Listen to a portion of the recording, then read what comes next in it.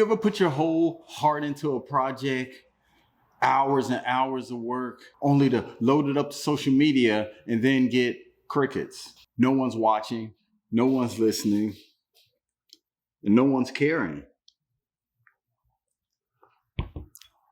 I can remember one time I created a video. I had wanted to create a video that showed the blur in the background, like the one you get with the 50mm Canon. I watched the videos and I got the spacing correct and I got the lighting right. And I said, okay, I'm going to have a blurred background and this is going to change the game. I was just psyched. I was so happy. I worked on the video. As soon as I was done, I took my laptop over to one of my friend's house, knocked on the door. What's up, man? Dude, you got to watch this video. It's going to change the game. It's not like any of the videos you ever watched before. You got to put that disclaimer in there because when you're asking your friends to watch your videos, they're like, another video? Yeah, another video. So he poured up and we sit there and we're watching the video. I hit the play button and I'm looking at him and I'm looking at the video. I'm just trying to see his reaction. So I guess about a minute into it, I'm like, man, he didn't even notice that the whole background is blurred. I'm like, man, what's up? Maybe he'll tell me at the end of the video. So like, I'd say about 2 minutes into the video, he's like, oh man. He was like, it's all blurry. All I can see is you. Man, I looked at him like, that's the point.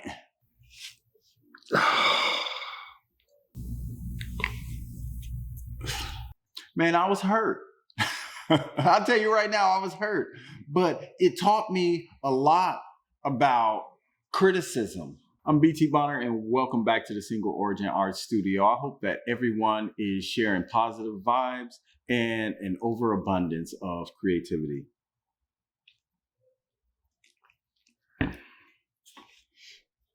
Criticism is a scary thing. It's like being naked in front of a room full of people.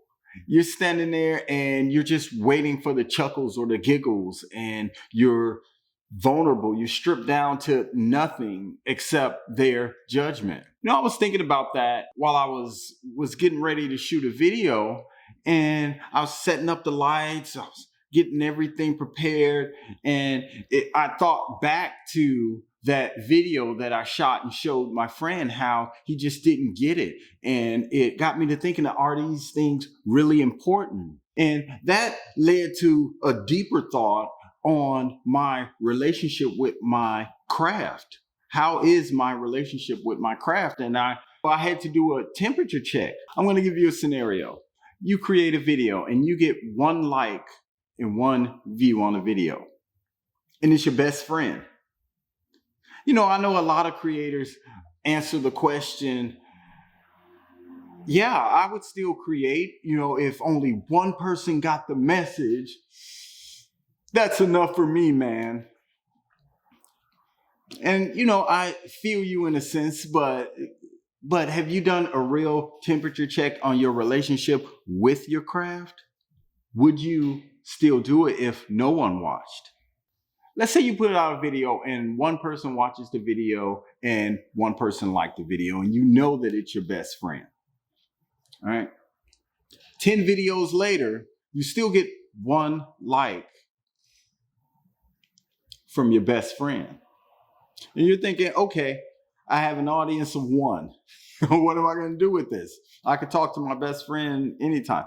But a lot of creators would say, okay, as long as this 1 person is watching, then it's worthwhile.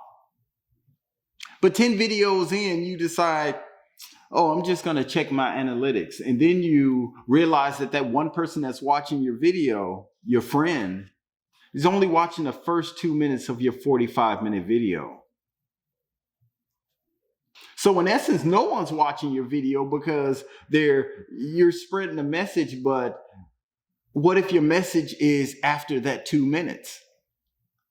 So now you can safely say to yourself, wow, they're not really watching the video, they're just supporting me or think they're supporting me, they're clicking the like button. It always feels good to get a like, right? But what if no one was actually listening to the message? Would you still create it? I want you to think about that for a second, because as creators, we spend a lot of time working on things. We're in the digital era, but we have our audience right there. They're right in front of us. They're right on the other side of the camera. They're right on the other side of the phone. So literally, we create a project and we load it to social media, and there's a very, very strong possibility that someone's going to watch it. Even if it's only one person, someone's going to watch it. Somebody's going to like it. And you can say, yeah, I reached these 2 people. But what if it was only that one and they wasn't actually watching? Would you still create it? Would you go through all the work with purchasing all of this equipment, setting it up, practicing, all the things that go into your creative process, tiresome things, but would you still create if no one was watching it? I already know my answer to that. Leave an answer to that down in the comments and let me know if you, as a creative, being honest, or as an artist, whatever your medium, being completely honest, would you still create if no one listened to your message? Kind of a scary thought for a creator, but I think that in strengthening that relationship with your craft, you have to be able to answer that. And the answer will tell you how strong your relationship is with your craft. I mean, I think of sketch artists. I think of my own son. He sketches all the time. He's been doing it all of his life, but he doesn't have a YouTube channel. He doesn't get on social media and post any of his work. He keeps it to himself. And he keeps doing it. I think it's a little bit different when you're trying to build an audience and build a platform. But I think at some point you got to tell yourself that maybe they just haven't caught on to you yet. Maybe they haven't gotten on your level yet. You can blame the algorithm, you can blame all of these things, but the question still remains. Would you still create the content if absolutely nobody watched it? That's just like if you put up a website and put a bunch of t-shirts on there and no one ever buys it. Let's say you were paying for this website and no one ever purchased your t-shirt. Would you throw in the towel? Would you just say, oh man, ain't no point in me to continue doing this if no one's going to participate, if it's just going to be me? I think if that's your answer, you have to kind of look at why you're creating in the first place. If the goal is to get rich trying to sell someone something, may happen, it may not happen. But if your goal is to genuinely see what's inside of you come out, as an artist, that's my goal. I have an idea in my head and I agonize over it to death. It doesn't matter what it is. It doesn't matter whether I'm painting. It doesn't matter if it's a video that I'm trying to put out. It doesn't matter. What matters is me seeing what's in my head in front of me. I'll tell you right now, it makes all of the difference. When you actually look at it in that perspective, you're really strengthening your relationship with your craft. I guess in short, you have to look at your creativity as a gift. You were given this gift and it's your responsibility to let that energy flow out into the world.